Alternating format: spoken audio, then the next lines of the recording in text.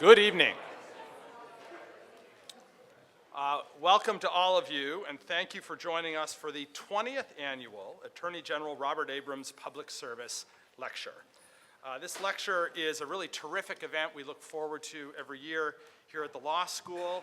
The Abrams Lecture allows us to continue our tradition of fostering important dialogue on issues of public service by bringing distinguished public servants here to the law school every year to talk about their careers, issues they've worked on, and their perspectives on public service as well. And equally important, each year, it's an occasion for us to honor and thank the namesake of this lecture, the Honorable Robert Abrams, NYU class of 1963. Bob.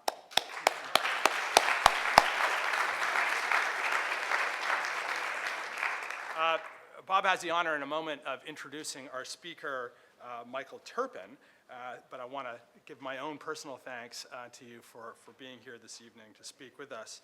He is the former Attorney General of Oklahoma. We are really thrilled to welcome him here. But first, let me say a few words about Bob Abrams, who really is a shining example of dedication to public service. He's an inspiration each year when he speaks here and in everything he does to our students and to our faculty, to our graduates.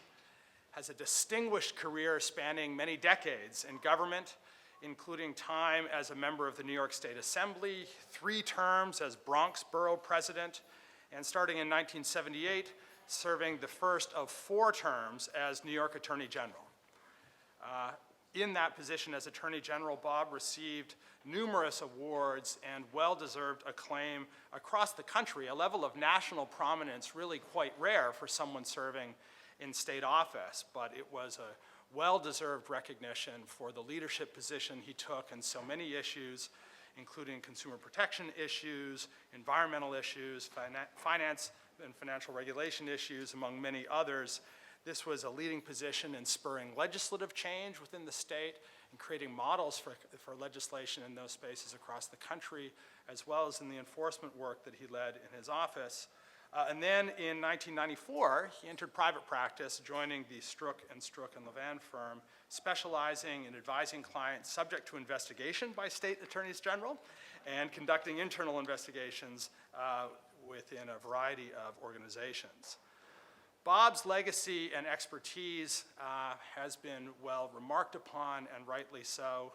He is a trusted and reliable counsel still today in very high demand, has been appointed to serve on a range of statewide commissions and councils charged with working on important issues in government and the legal profession. I want to note this, I think, is a challenging time for public service. There is, unfortunately, a growing cynicism about the motives driving people's decisions to enter public service, but the motives that drive them in their decisions how to exercise the responsibility invested in them by law.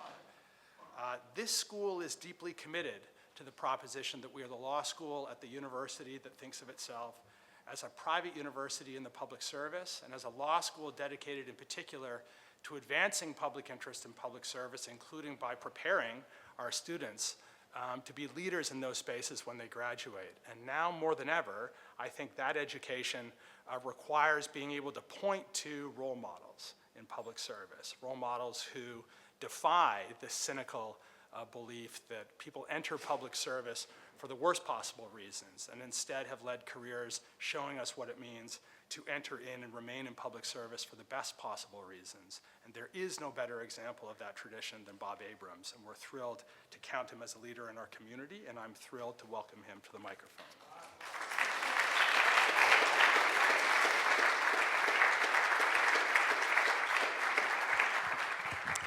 Thank you so much, Dean. I very much appreciate those remarks. Let me at the outset thank 2 people on the Dean's staff who worked so hard to help put this program together this year and in past years, Lisa Hoyes and Lisa Borge. Very much appreciate their effort and their help. Want to welcome Susan Turpin, the wife of Mike Turpin, and my wife Diane, who have come and to be here today. And I'm so flattered and honored to find that 2 former colleagues, 2 former attorneys general from around the country have come here tonight. We have the former Attorney General of the state of Maryland, Doug Gansler, and an Attorney General who served with me when I was Attorney General and who has gone on to develop incredibly important programs in the study of the Office of Attorney General, the former Attorney General of the state of Maine, Jim Tierney.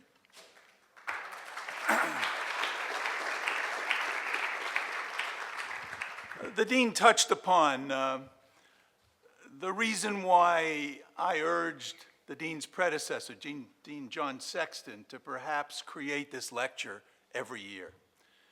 Because I was reading in newspapers then, and unfortunately, you pick up a paper and you find a similar story today. That said, there's someone in public life who betrays the public trust.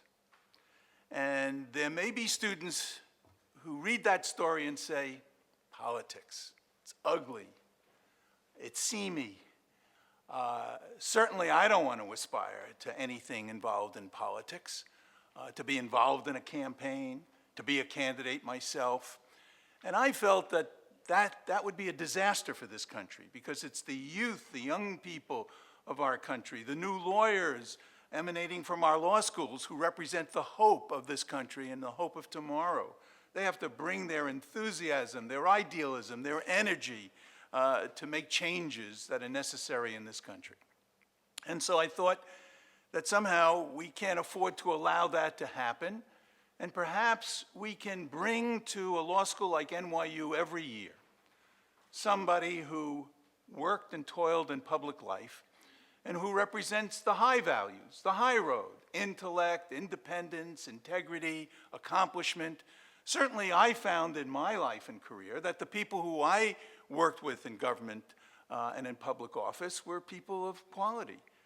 They had options. They didn't have to go into the public sector. They could have earned more money working in the private sector. So I wanted you to get the chance to meet in the flesh some of these people. And over this is the 20th year, by the way, the 20th anniversary of this lecture. It's hard to believe.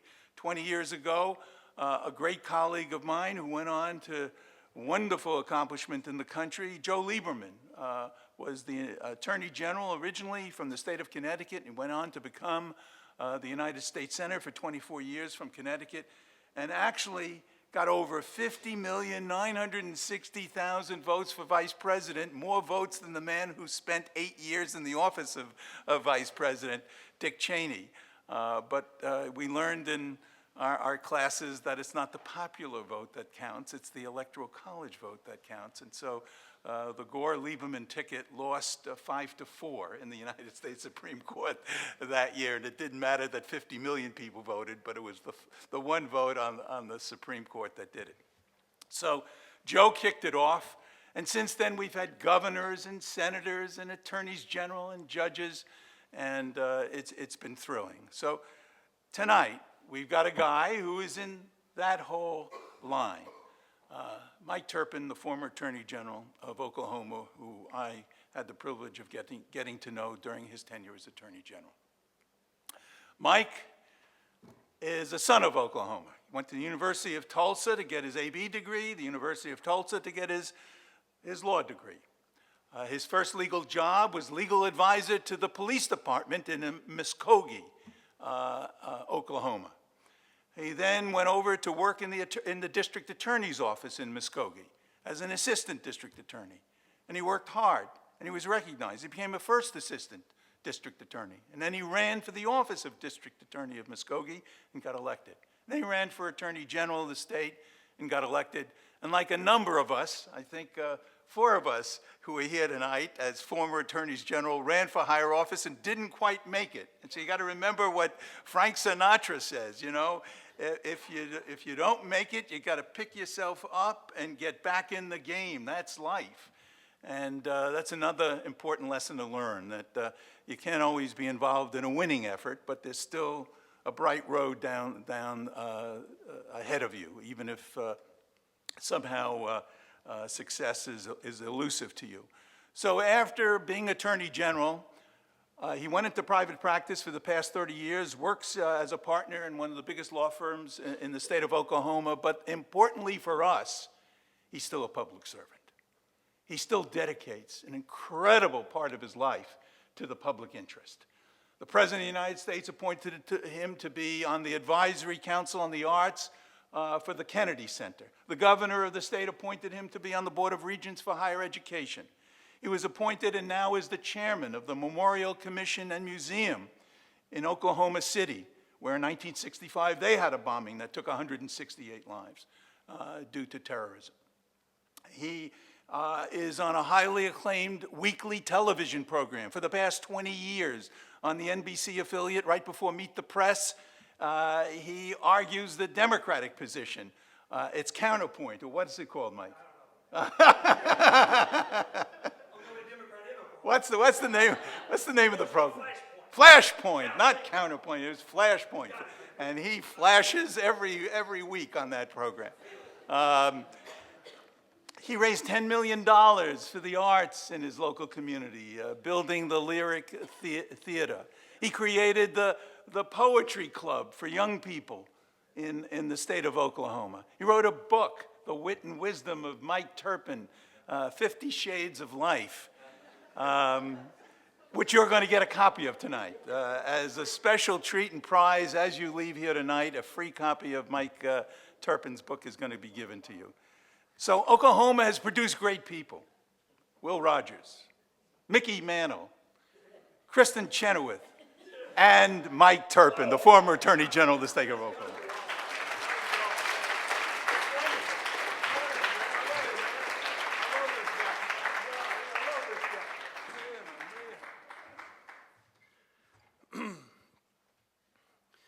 But at my back, I always hear, Time's winged chariot hurrying near.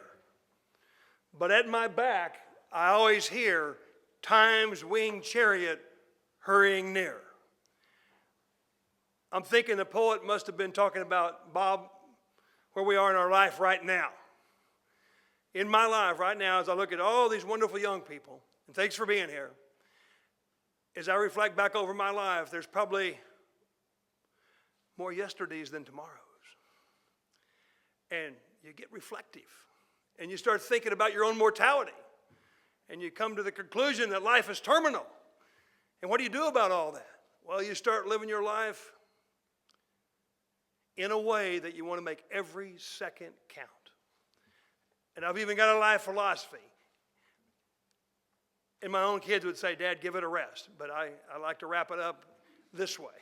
ESEMED. Every second, every minute, every day, live life to the absolute fullest. My theory about that is TGIM. Thank goodness it's Monday. And it is Monday. So this works pretty well. But that's my life philosophy. Successful people get up on Monday morning and think, TGIM, let's make something happen. Destiny does not make house calls. You got to go get it, folks. You've got to do something to be something. You got to be laborious before you can be glorious. You don't grind, you don't shine. Okay, my own kids, once again, say, Dad, give it a rest. So I will. But the point is that as I reflect back over my life, you realize what really matters is probably faith and family and friendships, Bob. Wonderful friendships, lifelong friendships. And that's what Bob and I have. He's been my mentor. He's oftentimes, you've been my hero. And I brought a prop, folks. I got the prop right here. It's the program from a few years back. The Robert Abrams Building for Law and Justice, the dedication ceremony at the Empire State Plaza. My friend has a building named after him in Albany. And ladies and gentlemen, hear me now, believe me later, he's still alive. This is unusual. This is unusual. It's usually a few years later, right? But here he is. You've seen him here tonight. And there's the picture of the building, folks. I mean, I've been there. And you will be too, someday, I'm quite sure. He's taken delegations of attorneys general, Jim, from all over the country, all over the world, but especially to Israel. I mean, year after year after year. And one of the places they go that's so special is, I want to say it just right, Bob, Shir Hadash. That's close? And that's your son-in-law and daughter's synagogue right there in Jerusalem. And they've been working on that for years, helping build it up. And Our son was in Israel recently and played American football for the Tel Aviv Sabres, ladies and gentlemen. American football in Israel, in Tel Aviv. And they went to, help me out, Bob, a Shabbat on Friday night. And they still talk about it. But that's the kind of friendship we have. I mean, we've done it all. And I like to say, looking back over my life, once again, young ladies and gentlemen, think about this. There are givers and takers. And I'm thinking the takers probably eat better, but the givers, they sleep better. So, Bob and Diane, thanks for having me here. And you are the two givers in my life that personify the whole idea of you ain't giving, you ain't living. They personify. Well, now for some prepared remarks, to the extent I'm prepared to give any remarks at all. And I am, because I'm here and I'm proud to be here. My prepared remarks are all about vocation and avocation. So bear with me. I'm going to try to develop it just a little bit. Vocation, Bob works at Struck, and Levan.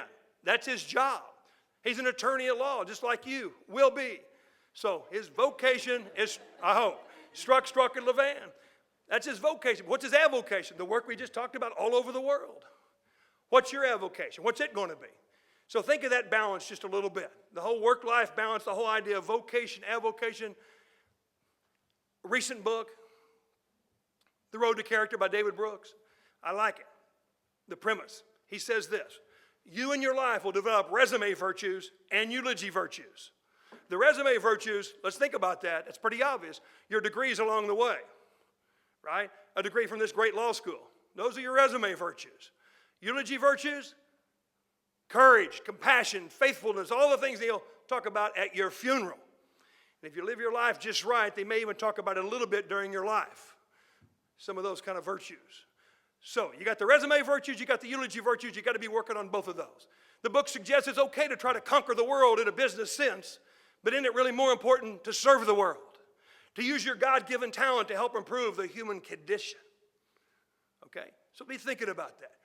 Your vocation and your avocation. Well, let's move on. Vocation in my life. I got a law degree, folks, and I was a moot court champion. Went all the way to New York. It was the first time I was ever in New York, as a matter of fact, as a moot court champion. I was somebody. But I ended up working in Muskogee, Oklahoma at the Muskogee Police Department as police legal advisor. My first job in the real world, $1,000 a month. Muskogee Police Legal Advisor. Why would I do that? I had student debt to pay. I had a lot of bills, but I wanted to go make a difference. So I started at the Muskogee Police Department as the legal advisor, and we would go to the scene of a crime with the police. And I watched it, step over the body of the crime victim, step over the body of the victim to read the suspect his rights. That's okay. I believe in suspects' rights. Sir Thomas More said, I'd guarantee the devil himself the presumption of innocence, not so much that the devil might have it, but so they can never take it away from me. But I was committed to victims' rights. We'd step over the body of the victim. I'd say that to every Rotary Club in the state of Oklahoma, every Lions Club. And as I traversed the state trying to pass the Crime Victim Bill of Rights, and Oklahoma was on the cutting edge back then for Crime Victim Bill of Rights. We'd read the suspect his rights, but we never went over to a woman who had just been raped or a man who had just been robbed or a couple that just had their farm burglarized and said, we'd like to read you your rights as a God-fearing, hard-working, law-abiding American that just became a victim of a crime. We changed all that. Everybody's changed all that all over the country. We now have the victim's right to be heard, and we now have victim compensation. It goes on and on. We don't just rehabilitate offenders now, a noble cause, but we rehabilitate victims. We get them back on their feet. And I developed an empathy for the cops. Let's talk about that. I've read a lot about what you do here at NYU. I even went online and watched the panel, if you will, that some of you, hopefully you attended. The panel on fixing policing in America today, right here at NYU Law School. You're working on that. NYU School of Law, you had a panel on it a few months ago. Go online and look at it. It's very thoughtful. Do you want your police officers to be guardians or warriors? That's part of the premise of the whole discussion. What do we want from these men and women? I'm riding with the police officers back then, folks, and they're expected to make a spur-of-the-moment, black and white, split-second decision based on rules of law the Supreme Court divides on 5-4 2 years later. Shoot or not to shoot, arrest or not to arrest, search or not to search. I was their legal advisor. They turned to me. Can we?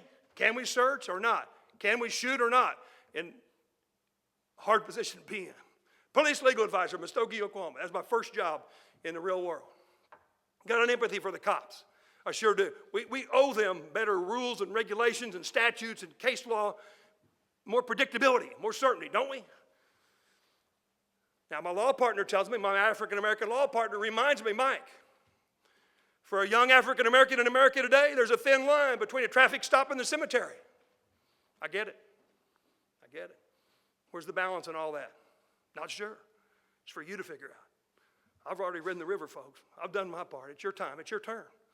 Those are hard issues, right? The balance on all that. Okay, then I became city prosecutor. I finally get on my feet in the courtroom. And this sounds silly, but it's honest to God truth. The first big case I had as a city prosecutor in Muskogee, Oklahoma, was prosecuting a man for harboring a barking dog.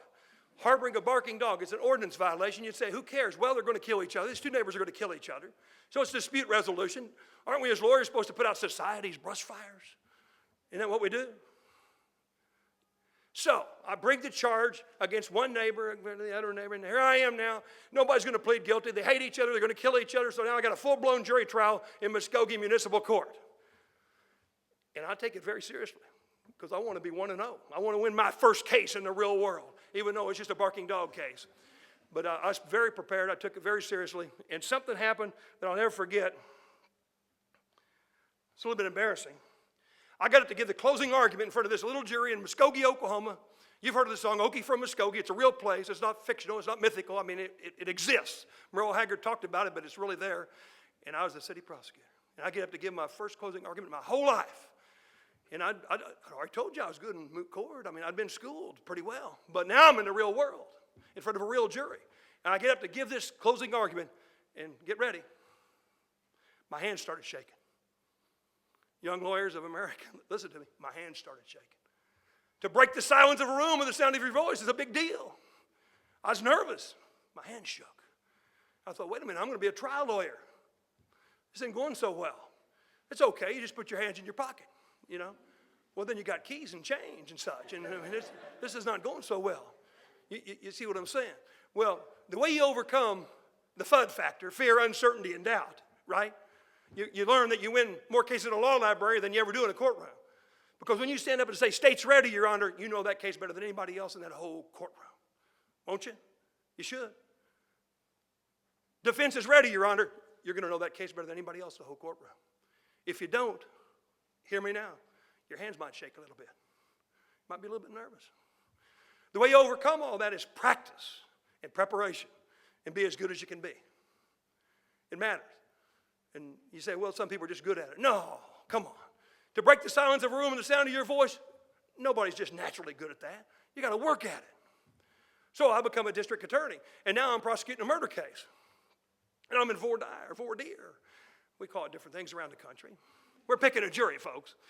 And so I'm district attorney, and I'm looking at Miss Smith. Miss Smith, if I prove to you beyond a reasonable doubt that Charles Troy Coleman, in fact, murdered John and Roxy Stewart with a 28-gauge pump shotgun on April 19th, if I prove to you beyond a reasonable doubt to your satisfaction, think about that. If I prove to you beyond a reasonable doubt to your satisfaction that Charles Troy Coleman did, in fact, murder John and Roxy Stewart on April 19th with a 28-gauge pump shotgun, do you have the personal courage to recommend the death penalty, Mr. Smith? Can you recommend the death penalty with those facts? Can you? Can you recommend the death penalty if I prove to you beyond a reasonable doubt, to your satisfaction, that Charles Troy Coleman did in fact murder John and Roxy Stewart with a 28-gauge pump shotgun on April 19th? Can you be with me on that? Could you recommend the death penalty? What's my point? I'm not reading that. I had that memorized. You got to get people bobbing and nodding with you. You're not selling anything to anybody, anytime, anywhere, a judge or a jury or anybody else, unless you got somebody bobbing and nodding with you. If that jury's not bobbing and nodding with you, you're losing, and somebody else is winning. You got to know that case better than anybody else. You emancipate yourself from your notes, and you look people in the eye if you want to win that case, or even just a motion to the judge. The judge wants to be entertained as well. They want to see the movie, not read the book. I mean, look them in the eye and tell them what's going on. Why? Why can you do that? Because you know the case better than anybody else. You're not winging it. You've learned it. You stayed up late at night. What you did in the courtroom was the tip of the iceberg. What you did preparation was 90% of that iceberg below the surface. That's what you did. And you did it better than anybody else. Somebody will say you're lucky. You're just good at it. You're born naturally to be on your feet. No, you worked at it. You worked at it more than anybody. Prosecuted a couple of judges along the way. I prosecuted a judge for bribery and I prosecuted a judge for embezzlement. What's that all about? I'll never forget the bailiff in that courthouse looking at me going, Mike, does that make any difference to you yet? Mike, does that make any difference to you? That's what was happening in that courthouse. And I was young and scared. And I was especially spiritual. Just hoping I had a guardian angel looking out over me, folks. But yeah, I prosecuted a judge for bribery. Wanted to have a theme. What's your theme? Right? You're cool, you're calm, you're collected. You got people bobbing and nodding with you. You know your case better than anybody else, but what's your theme? Got to have a theme, don't you? So I was working a theme there with that particular prosecution that Huey Long said, never write to a man you can talk to, never talk to a man you can whisper to, and never whisper to a man you can wink at. I used that. And I said all that he had to do was wink and the act got done that I was trying to prove. The bribery case. Now I'm embezzlement case. I used a little bit of Will Rogers. All over this country I have been, I found some men robbed with a 6-gun and others with a fountain pen. All the judge had to do was take the fine in his chambers, lots of fines in his chambers, and just write on the court file, fine suspended. That's how bad it was, folks. That's what was going on. I'm just sharing a little bit of Muskogee County history with you. I learned that it's the path of least resistance that makes rivers and streams crooked. And people. Got to have the courage to stand up, fight for what you believe in along the way. Your turn will come, folks, when you either go along or you stand up and you have the courage to do what you believe is right, because courage is being scared but saddling up anyway. And that's part of my life as a public servant. That's what we're here talking about today, public service. Well, I decided I wanted to run for Attorney General after all that. Cleaned up Muskogee County, putting people on death row and fighting judges and all that sort of thing. And so my name is Mike Turpin. So my slogan was, for Attorney General of the great state of Oklahoma, my slogan was what? It's time for Turpin, it's Turpin time. And everybody said, well, that's a stupid slogan. I said, who cares? I'm Attorney General of the state of Oklahoma, folks. And a little bit of humor there, if you don't mind, along the way, maybe. Politics is show business for ugly people. That's what I learned along the way. Politics is show business for ugly people. I mean, it's humiliating. I'm just telling you, because you got to beg somebody for a vote, you got to beg somebody for money, you got to beg somebody to put a yard sign in their yard and all that sort of thing. It's the darndest thing I've ever seen. And I had an uncle that told me there's 3 things you should never do in life. Number 1, don't ever try to climb a fence that's leading towards you. Number 2, don't ever try to kiss a girl that's leaning away from you. And number 3, don't ever run for city council or school board, because it's just too close to the people. They know where you live, they'll come find you and all that sort of thing. So, it's the darndest thing. I also learned along the way in the political world that politics is the second oldest profession in the whole world, but the results are the same in both. Now think about that just a second. I don't mean for the voter, I mean for the candidate. I mean, it's hard to be a candidate. Bob told you a while ago, it's hard. This business is hard of politics, you know. You can't tell people your trouble. If you're a politician, you're a candidate, you're running for office, look what's happening in America today. You can't tell people your troubles. Half the people don't care, and the other half, they're kind of glad you're having them. I mean, so you're all by yourself as a candidate. You know, just your family and friends, and you're out there. Golly, it's the toughest business. And I learned through it all, the most important thing is a certain amount of self-deprecating humor. You got to keep it in proper perspective, folks. So let me give you just a little bit of Abraham Lincoln, the last great Republican president, just a little bit. And no, I didn't mean to put it that way. I didn't mean to get political. So he was a great Republican president is what I'm trying to say. Okay, but so this is Abraham Lincoln, folks. The famous Lincoln-Douglas debates, Douglas gets up and says, Abraham Lincoln talks out of both sides of his mouth. In fact, Abraham Lincoln is two-faced. Lincoln gets up and says, I'll leave it to my audience here this evening. If I had 2 faces, do you think I'd be wearing this one in front of you here tonight? You know, so smart, you know, self-deprecating humor. I learned along the way, folks, 3 things in politics that work for me pretty well. And that's funny bone, backbone, wishbone. The funny bone is a sense of humor. Shakespeare said, show me a man who never makes a joke, and I'll show you a man who stands as a joke to the whole world. You know, you got to have a sense of humor. So funny bone, sense of humor, backbone, sense of courage. Courage is, like I said, being scared but saddling up anyway. You got to have the courage to do what you believe is right. It worked for me in politics. A funny bone, a wishbone is a sense of idealism. You believe in we instead of me.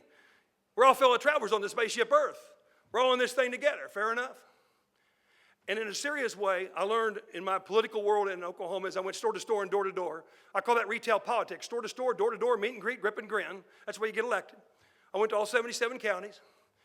And what I learned along the way was personal contact alters opinions. Remember that in your life. Personal contact alters opinions. You got to get to know the people. As this world spins faster and faster and more high tech, I suggest to you there's still a greater and greater need for the human touch. Not just high tech, but high touch. The human touch. Personal contact alters opinions. I also learned as I traveled the state of Oklahoma, going to all those bean dinners and fish fries and Lions Club ladies' night, every man, every woman is a book, is a volume, if we'll take the time to read them. Look at this. This is a room full of bestsellers. I'm sincere. Get to know each other. Learn from each other. Right? So, it matters. And I learned in my political history, COIM. I actually got this from Tip O'Neill. But if you're running for school board or president of the United States of America, it all comes down to COIM. C is the candidate, O is the organization, I the issues, and M the money. And when I was running, I go, hi folks, my name's Mike Turpin. I'm the candidate. I'm running for governor of the state of Oklahoma. O, organization, I'm organized in all 77 counties. I've been there, folks. I, the issues, education, jobs, and justice, whatever they are. M, money. Somebody would always say it, money. So what you learn, here's the most cynical thing I can say about public service, about politics, is politics is the art of extracting money from the rich and votes from the poor under the pretext of protecting one from the other. I mean, yeah, little bit cynical, but we need good people. We need good people in all that you just heard me talk about in a serious way, in a funny way, and all that. We need good people. Well, let me wrap up my public service there. I was Attorney General. I won that race, folks. And I got to argue in front of the United States Supreme Court. So let me just share that with you ever so briefly. So now I'm in front of the United States Supreme Court. You don't go in front of the United States Supreme Court unless you're really prepared, because you don't want your hands to shake, and you want the judges to bob it on with you just a little bit. I'm serious. And you need a theme. Don't you need a theme? If you're going to break the silence of the room, the sound of your voice, anytime, anywhere, you need a theme. Sales is a transference of belief. You've got to believe, and you've got to have a theme. My theme was going to be forgotten person. It was going to be, Mr. Chief Justice, my name is Mike Turpin, the Attorney General of the state of Oklahoma. I'm here to advocate for the Reverend Richard Douglas and his wife, Marilyn. They're dead, they're gone, they're murdered. Their eyes are closed, their lips are silenced. They couldn't be here today to speak for themselves. I'm going to make sure, Mr. Chief Justice, they don't become forgotten people in the criminal justice process. Well, I didn't get to say all of that, because if you ever get there, and you will, that Q&A happens immediately, I promise you. But I was ready, baby. I had my theme. I was ready to go. I wanted to get them bobbing and nodding. Okay, it was challenging, but I want you to learn from Churchill. Just learn from Churchill. One of the best books I've ever read about any presentation, anytime, anywhere, is Churchill, Speaker of the Century by Jamie Humes. And it's based on an unpublished essay of Winston Churchill. An unpublished essay they found of Winston Churchill called The Scaffolding of Rhetoric. The Scaffolding of Rhetoric. Isn't that beautiful? How to build an oration. And Churchill talks about you got to have rhythm, you got to have analogy, you got to have metaphors. And don't ever forget what JFK said about Winston Churchill. President Kennedy said about Winston Churchill, he said, he mobilized the English language and sent it into battle. We're talking World War II. We're talking Winston Churchill. Said, if the British Empire lasts for 1,000 years, men will still say, this was their finest hour. Those are powerful words. Words matter. Put those words together. Be a wordsmith. You see what I'm saying? Okay, the last thing Churchill said about an oration, he said, one quality matters more than anything else. One word, sincerity. Sincerity. If your style is rather slow and deliberate, don't ever speed up. If you talk a little bit fast like I do, don't slow down. Righteous indignation with your own style. You're breaking the silence of the room, the sound of your voice. One word, sincerity. Got to believe it. All right? Okay. I eventually went into private practice. My days in public service were over. And I just got to share this with you ever so briefly. I spent half my life trying to put people in jail. I spent the other half trying to keep them out. Think about that.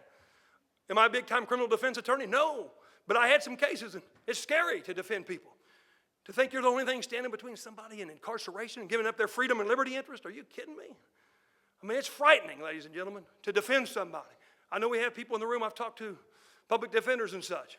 Man, you're doing God's work. At this point in my life, as I get older and wiser, I think, I've decided that there's enough good in the worst of us and enough bad in the best of us that it behooves all of us not to judge each other too harshly. I believe in a God of second chances. That's where I end up, folks. I'm just telling you. I believe in a God of second chances. So I'm pretty much on the side of giving somebody another break along the way. See if we can't salvage a fellow human being. So I spent a lifetime in prosecution. I spent a lifetime in defense. I look at it both ways. I look at law from both sides now. You see what I'm saying? And then we get a little tough on the civil side of law. Now you're developing a civil practice. And what we tell everybody is, well, get you one client who's rich, mad, and wrong. Go get one client who's rich, mad, and wrong. And Bob and I, fortunately, and Doug, we've got some clients maybe that are rich, mad, right. They'll all the way to the United States Supreme Court, right? That's the way you build a private practice, folks. So they say. If you're not careful, you get in a big law firm and all you're doing is fighting big cases over money, more money, even more money. Whose garage gets the new Mercedes?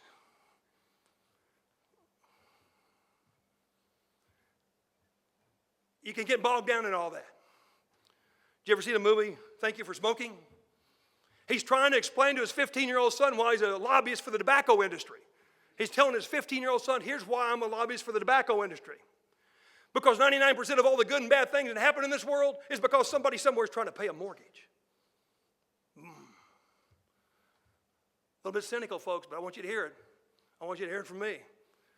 There'll be a time when you might be thinking, why am I doing this? And the reason, I'll give you an answer. It's a Mike Turpin one-liner, but it's real. Marriage, mortgage, munchkins, and maltuition. Marriage, mortgage, munchkins, and maltuition. You got to pay. You got to make it work. Susan and I, we teach a Sunday school class. I teach those young people the 4 F's, I call it. All that matters in life is faith, family, and friends. You got to figure those 3 out on your own. I don't know, you know. All that matters in life is faith, family, and friends. Oh, wait a minute. I said the 4th.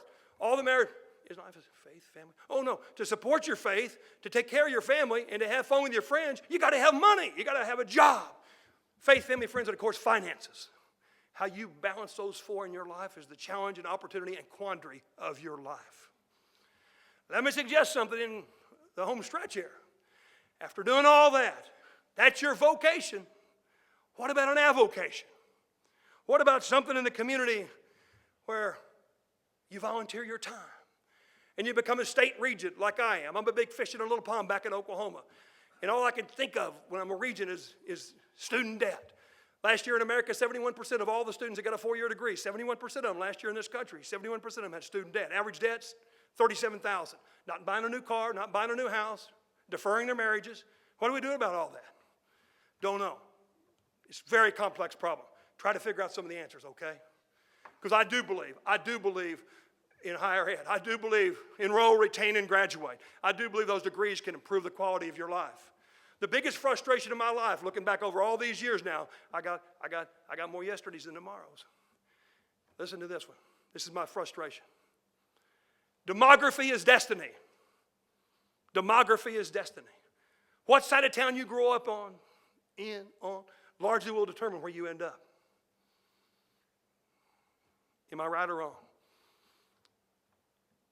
What changes that? Maybe quality public education from the kindergarten to the PhD level. My wife teaches the inner city school in Oklahoma City, 60-70% Hispanic. These kids are willing to work, they're willing to get scholarships, they're willing to get degrees, but somebody's got to help them. They got to learn the rules of the road, like you do right here with Ann Bryce scholarships. Read all about it, folks.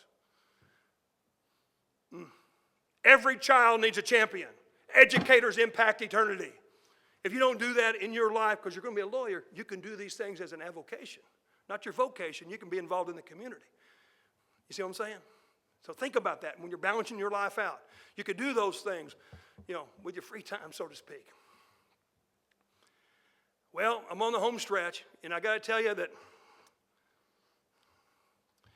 I am proud to be the chair of the Oklahoma City National Memorial Museum. The bomb went off in Oklahoma City 21 years ago. Bill Clinton came to town and said, Oklahoma City, you broke our hearts, but you lifted our spirits. Like New York did 15 years ago, we turned our darkest hour into our finest hour, I do believe. Based on how we responded. Response, recovery, resilience, rebirth, renaissance to a certain extent. Right now, keep up with what's going on Ground Zero right now. The big quandary down there right now is commemoration versus commerce. retail versus reverence. I mean, how do you balance all that together? Get on a committee, be involved in that, because you got the skills on how to resolve disputes and how to resolve differences of opinion among people. So that's something you might think about. But I'm very proud of what we're doing there in Oklahoma City, because Oklahoma City, like New York, I believe eventually we achieve victory over victimization. Strong statement. I think we've done that in both places, though, to a large degree. Poetry Club. I can't help it, folks. Here I go. To see the world in a grain of sand and heaven in a wild flower, to hold infinity in the palm of your hand and eternity in an hour. To hold infinity in the palm of your hand and eternity in an hour. When's the last time you did that? When's the last time you held infinity in the palm of your hand? Those words from the poet 200 years ago, what did he even mean? I'm not sure. It's like a good Bob Dylan song. You figure it out, folks. I'm going to suggest to you here tonight that when you get the degree from NYU School of Law, you will be holding infinity in the palm of your hand to a certain extent. And when you meet the person you love, and when you have your first child, I mean, those are moments in the power of poetry. I wasn't going to do this, but I can't help it. I got about 3 or 4 minutes to go up here. Then I'm going to stop and you ask me some questions if you got something on your mind. But I want you to hear this. This kind of changed my life a little bit. It's a poem. It's dark.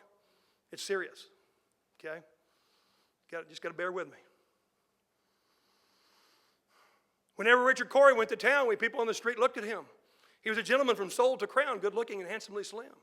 And he was rich and richer than a king and well schooled in every grace. In fine, we thought that he was everything to make us wish that we were in his place. So on we worked and waited for the light and went without the meat and cursed the bread. And Richard Cory, one calm summer night, went home and put a bullet through his head.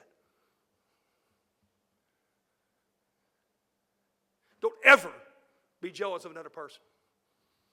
Don't ever covet another man's home. Thank God for what you have and make the best of it. You can buy a house, but you can't buy a home. You can buy people, but you can't buy friends. You can probably buy a reputation, but you can never buy character. The most important things in life cannot be purchased. All right? You just need to hear from me now. Ladies and gentlemen, I got more yesterdays than tomorrows. I've learned a lot along the way. Okay, so the last, not vocation, but avocation is be an author. Write a book someday. My mother used to say, a room without books is like a person without a soul. And I believe in the ancient technology of ink on paper. I want the ink on the paper. I don't want that Kindle. I don't want that e-reader. I want a physical book. I want to touch it, folks. And my book closes with one of my favorite Supreme Court justices, Sandra Day O'Connor. Sandra Day O'Connor said, the secret to happiness is 3 words. Sandra Day O'Connor, the secret to happiness is 3 words. Work that matters. Work that matters. Work that matters. In your vocation, in your avocation, in your community, in your home, in your church, in your synagogue, in your mosque, do work that matters. That's what it's all about, ladies and gentlemen. Put your signature on this planet. Thank you. Thanks for having me. I appreciate it. Thank you. Thank you, folks. Okay, all right.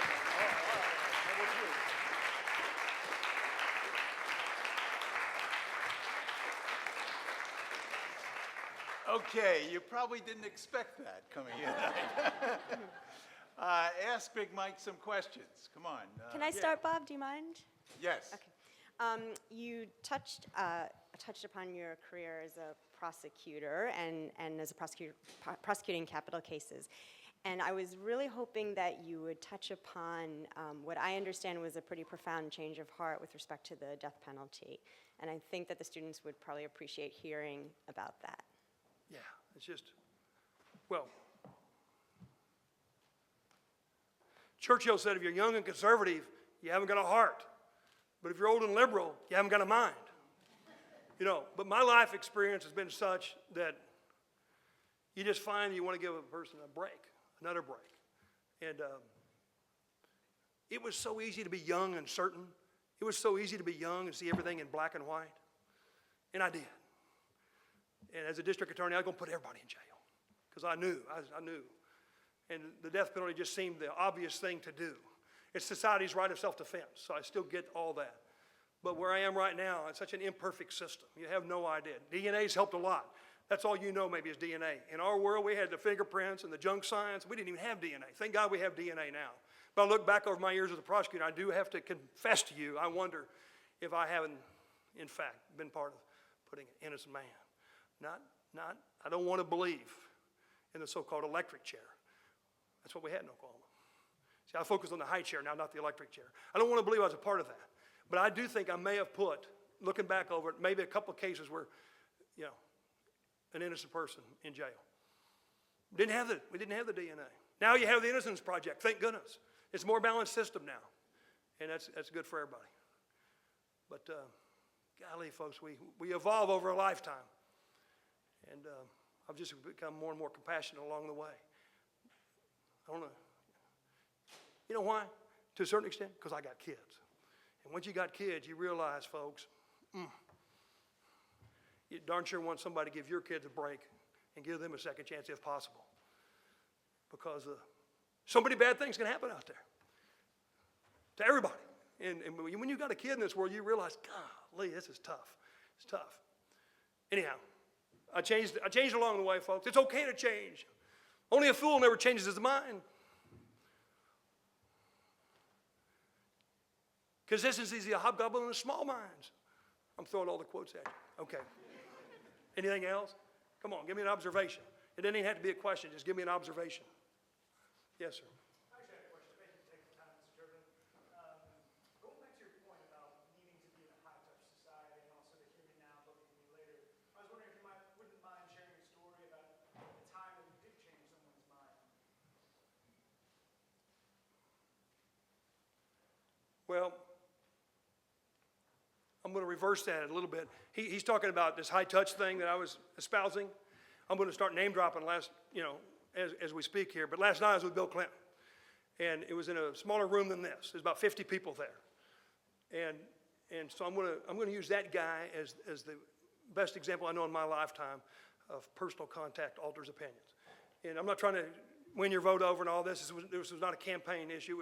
I'm also in town for the Clinton Global Initiative, CGI. It's the 12th one. I've been to all of them. And so last night he had a reception, Bill Clinton did, for all the people that have been to all 12 of his CGIs, Clinton Global Initiatives. And he looked at us in the room, about 50 of us, 60 of us, that have been to all of them. And he said, look what we've done in this world with an open hand instead of a clenched fist. With an open hand instead of a clenched fist. An open hand of friendship and assistance, and not a clenched fist. But I'm going to try to make it kind of a personal story. So, about 8 years ago, I'm helping Hillary Clinton, and we do well in Oklahoma. And Bill Clinton calls me and says, Mike, way to go, what can I do for you? Now think about that. Bill Clinton called you and said, what can I do for you? Yeah. I mean, what would you do? And I didn't know what to say to him, but I said, my mother just turned 80 years old. Would you call and wish Marge happy birthday? He goes, sure will, Hour later, my mother calls me and said, Bill Clinton just called and wished me happy birthday. And until the day my mother died, Susan knows this, that was one of the biggest things that ever happened in her life. She wouldn't even believe it was him. He had to keep telling her, come on, Marge, this is Bill Clinton, Yeah. Now, why am I telling you that story? It's fun to tell. It's fun to hang out with people in the highest place. Garth Brooks said, friends in low places. He's an Oklahoman. It doesn't hurt to have friends in high places. I'm just telling you right now. And whether Hillary wins or not, I've enjoyed my friendship with the Clintons. And they're the kind of people that check on you every time, when it's your mama's birthday or somebody dies in your family, that sort of thing. I got 2 sons and a daughter, and I look at the world through Sarah's eyes. I look at the world through my daughter's eyes. And that makes me appreciate every woman that builds a bridge or knocks down a barrier for my daughter. Like my wife has, teaching in school. Diane, you have as a pioneer for women in the law. And you guys will have all your causes as well. But if I look at the world through Sarah's eyes, I want the next president of the United States of America to be a woman. And I don't mean just a woman, but a woman that happens to be ready day one to be the president of the United States of America. I didn't come here to be political. It was not in my prepared remarks. But it was in response to a question that kind of took me there, okay? Yeah. It took me exactly where I wanted to go. You had me bobbing and nodding. Yeah, I got you. He said he was bobbing and nodding, okay. Oh, you're killing me. What else, folks? No, thanks for asking. It still matters, folks. That personal touch matters. I mean, I don't care what anybody says. Yes, ma'am. Go ahead. So you probably know that Oklahoma has twice as many women in prison as any other state in the country. You probably also know that Oklahoma doesn't have women who are twice as bad as women in other states. Yes. I wonder Yes. given what you know about Oklahoma's legal culture, what needs to change in Oklahoma? I was at a Rotary Club recently in Oklahoma City. And they said to me, Mike, how come Hillary Clinton's worst state in the whole country will be Oklahoma? We've raised a lot of money for her. I believe in the Clintons. You don't need to hear any more of that. But now I'm at a Rotary Club, and they're asking me why she's going to lose that state worse than every other state in the country. And we do think Trump's #1 state in America will be Oklahoma. It's hard to live with, folks. I got a daughter, all right? So they say, well, why? Why is Oklahoma, why are they dominated by that conservative thinking? I said, ask Jim Inhofe. He's a United States Senator. And he said the Republicans will win in Oklahoma till the end of time on 3 issues: God, guns, and gays. You asked me about Oklahoma. That's the way they think. To a certain extent. We have a lot of progressive-minded people. We have some very blue enclaves in a very red state. But it breaks my heart to see people dwell on the issues like they have a monopoly on religion and more guns. That'll solve every problem. And I've told my Republican friends they got to quit beating up on the gay sons and daughters of America just for political advantage. I hope they're listening to me. They say they're changing a little bit, but not fast enough for me. Very conservative state. And you just asked me.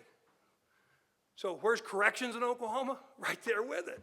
Lock them up and throw away the key. On the other hand, we really are doing some progressive things in Oklahoma like we are all over the country right now. Alternatives to incarceration and trying to help salvage people along the way. I think the Republicans do it for economic reasons. The Democrats are doing it for compassionate reasons. It don't matter. It's right and wrong, not right and left. And it's one of those issues. Every once in a while we stumble onto an issue that's right and wrong, not right and left. That's one of them. Penal reform, alternatives to incarceration, trying to salvage people instead of just locking them up. So we're getting better, but we got a long ways to go. As Robert Frost would say, I like to quote poetry, miles to go before we sleep in Oklahoma.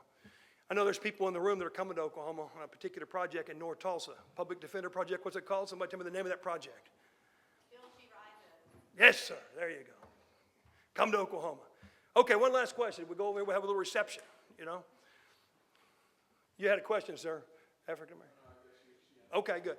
So you guys, here you go. It's a closer. My church, they asked a group of 90-year-old people. They asked this group of 90-year-old people, if you had your whole life to live over again, what would you do differently? A group of 90-year-old people. And they said, if they had their whole life to live over again, number one, they would reflect more. Number two, they would risk more. And number three, they would do more things that live beyond your life. So think about that. As young lawyers, think about, reflect on the Cardozo said, the law is a continuum. The law is a continuum. The law is a continuum. You're all part of that. So reflect as lawyers what you want to accomplish. Reflect more, risk more, risk. I want to share this with you. Risk emotionally. Don't just risk intellectually, risk emotionally. There can be no song on your lips until there be anguish in your heart. Ringo Starr said you got to pay your dues if you want to sing the blues. You don't come easy, So reflect more, risk more, and do more things that live beyond your life. And that's make it a living, make it a difference, vocation, avocation, all that. Thanks for having me. I'll see you over here in the greeting line, the food line. Yeah, thank you, folks. Okay, that's fine. Yeah, that's fine. Thank you. Thank you. So I'm glad you came, and I hope you're glad you came. Come over and say hello to Mike personally, and there's some very delicious stuff over there. Thanks a lot. See you next year. Thank you, folks.